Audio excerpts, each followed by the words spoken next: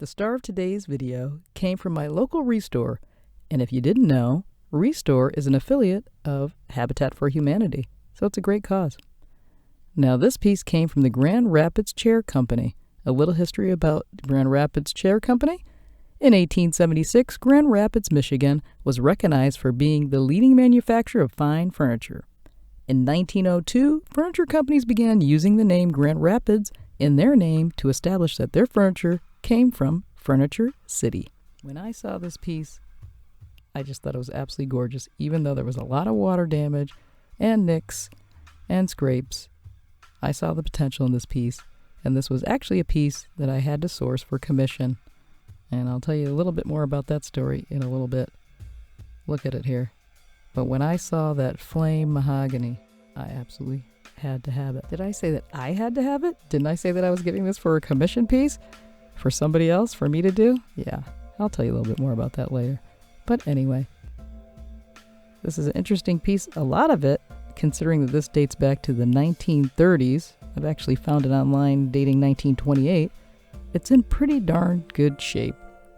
So the plan for this piece is to totally restore the top and the sides and blend the existing finish with the new finish. As always, the piece got a thorough cleaning off camera using Dawn dishwashing soap and water. Now I'm going to start stripping the top with the last bit of my favorite stripper, Citrus Strip Original Formula. So sad to see it go. New formula does not work as good, but oh well. So as you can see, I am applying it in the direction of the grain. I don't know if that's really necessary, but that's just always how I do it. Put on a liberal amount. So the product started to dry out quite quickly. So I grabbed my cellophane wrap and started to cover it to slow that process down. And you can see it's already turning white, so I'm going to cover it up to hopefully slow it down and let that activate. If this is your first time here, welcome. And if you've been here before, welcome back. I'm so glad to have you here. So you can see I'm just finishing up, putting this wrap on. And then I'm actually creating a little wear. So my plan is to blend wear to make everything look cohesive. So I'm going to use some of my decorative artist techniques to blend the old with the new.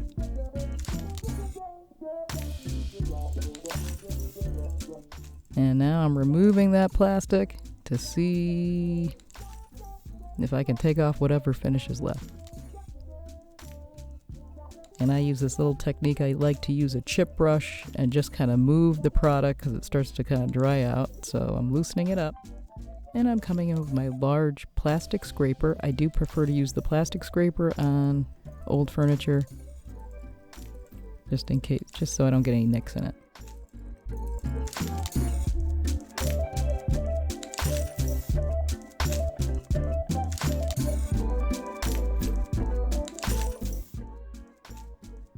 Now I'm coming in using clean strips after wash to help deactivate the stripper and help remove any residual bits that may be left of the stripper. And I'm using a little bit of a scrubby sponge on here. It's coming off pretty good. You want to use this pretty much right after you remove the stripper. It just helps deactivate the stripper. And look at that. Look at that beautiful mahogany grain.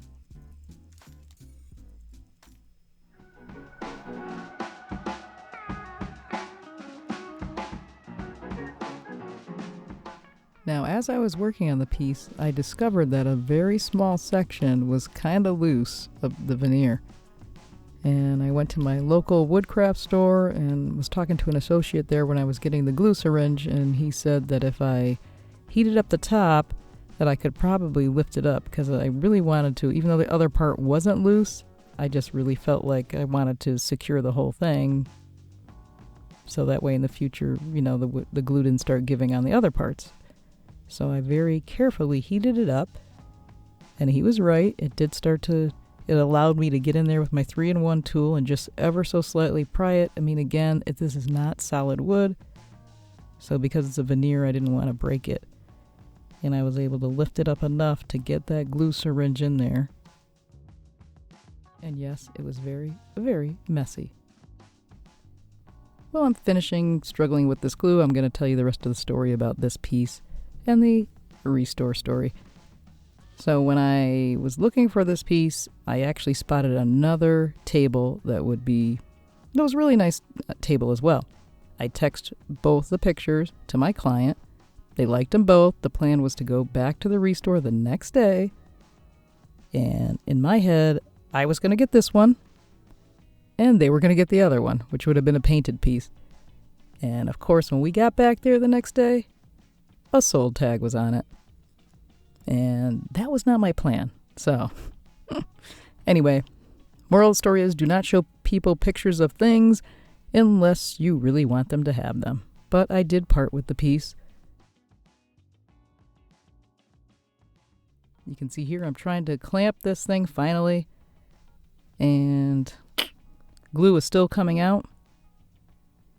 Now what you see, I have a wet rag, and I'm going to tell you, very important when you're dealing with glue, make sure you remove as much of that glue as possible, because once it dries, it's very, very hard. It will not stain. It's very, very hard to remove. So just get it off. That's why you see me keep going at it, because I've done this before. So you can see here, I got rid of the clamps. I'm going to go ahead and use this kettlebell because, well, somebody should be using it. So now I'm going to tackle some of these nicks and chips. And there was just a little separation at the joint. Now when I got this, I thought this was a carved wood piece. This actually is a drawer, and which I didn't realize it had a drawer when I initially saw it. So it's really cool. But all of a sudden this it's like an overlay. And that decided to get loose, or maybe it was already loose, but I think it got jealous when it saw the repairs getting done on the other pieces.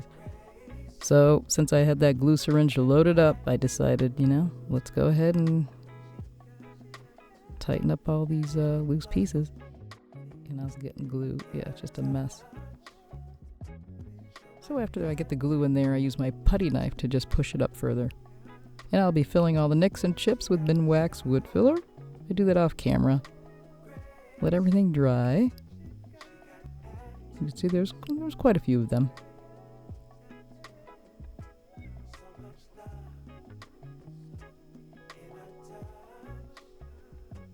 And you can see here I just used good old duct tape because I didn't have a clamp for that edge.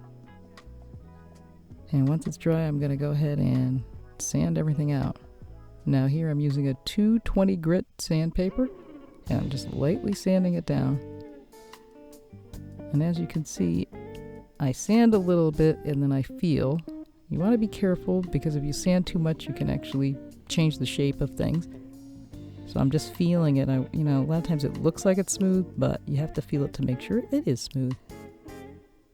And then I go in with my corner cat and that's a 220 grit there, and finish sanding it out to get everything ready to be stained. And I'm going to be doing pre-stain. Whenever you're using an old piece, it's really a good idea to pre-stain. That way it helps the stain take evenly so you don't get blotchy finish. It's happened to me before, so just make sure you match up your pre-stain. If you're using a water-based stain, use a water-based pre-stain. If you're using an oil base, use an oil base. Today we're using an oil base. So you can see I'm just putting it on.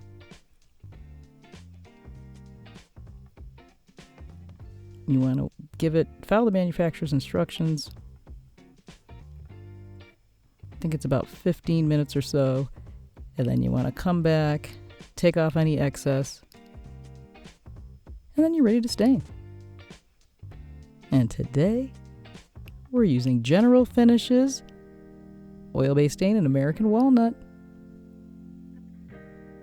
So you can see I'm actually applying this with the brush in the direction of the grain.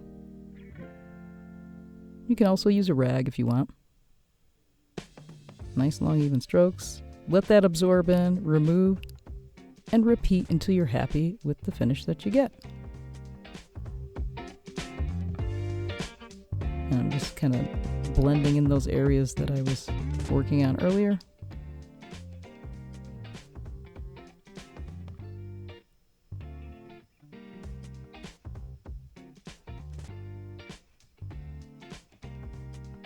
Now here I discovered that there was some other grain. You really couldn't see it because the stain was so dark, so I had actually sanded that down, and now I'm just blending that in too. And after everything dried, I realized there was some dents and scratches. I didn't see those. I guess the corner cat didn't get that. They didn't sand out. They showed up after I stained, and I wasn't happy with it.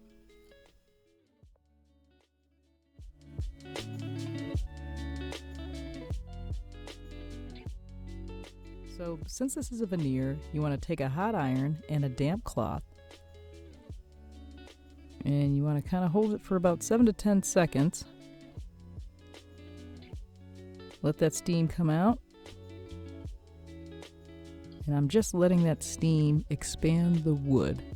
So what happens is the steam expands the dents and the dings, and hopefully it will take out at least 90% of them. And look at that. I don't see anything.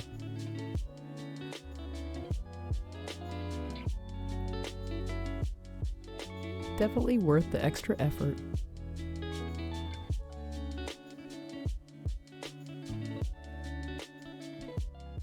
And I'm just checking for any extra areas that might need my attention before we go in with my new love. First time using General Finishes Armor Seal, and this is a wipe-on polyurethane. It's a lot thinner than a regular polyurethane, so you put on thin coats, but the nice thing is no brush marks. I hate brush marks, so I think this might be my new go-to. I know Minwax makes one too, so I look forward to trying that. Once everything's thoroughly dried, and of course I sanded in between coats, I'm going to be using this wax. And again, you're going to follow the manufacturer's instructions. Just put on a very thin coat, let it dry till it hazes, and then I come in. This is extra. You don't have to do this. You can stop at the polyurethane. I just like building up the finish. It feels really smooth. You can see I'm using my t-shirt here. And I really use some arm strength, and then I come in with this old shoe shine brush, buff it out even more. Starting to see the shine that I want, but we're not quite there. And yep, here it comes. Mirror-like finish. I love that. Hey, make sure you're subscribed and that you've hit that notification bell so you know the next time I upload a video, because in my next video, we're going to be taking a little field trip. That's right, we're going to be going to a designer show house. No chaperones needed. All right, let's get back to this video. Now let's take a quick moment to review where it all started. Lots of water damage, lots of wear, and look at it now. I think it came out really good. Don't you worry, baby, all this day we spent together. Oh, the fire you're giving up, all the times the spark has struck. We can kiss goodbye to this wondrous stunning nights, all the laughter we will never have, all the sunset we won't catch.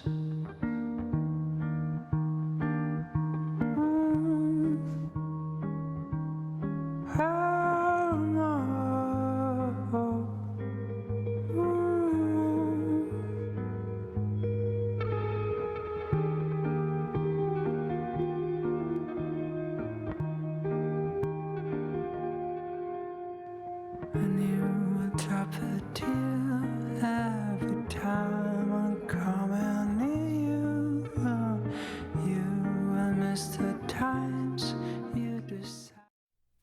Thank you for subscribing. Make sure you hit that notification bell. Thank you for liking. I appreciate your support. It tells YouTube and me that you're enjoying my content, and they're going to show my videos to more people. And hey, before you go, make sure you click on either one of these videos for even more amazing vintage furniture transformations. And until we meet again, bye for now. Don't ever turn back on your dreams. Hold in your hand.